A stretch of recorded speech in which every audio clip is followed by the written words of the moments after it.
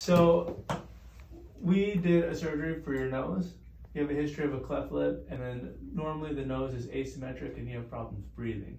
And so how is your breathing compared to before and after surgery? I still got some swelling now, but it's you know, I can tell there's a bit of a difference there. Like whenever I lay on my right side, my left side would completely close up, but now I'm actually breathing on both sides now. So isn't that great? It's incredible. It's to be able to do that. Right.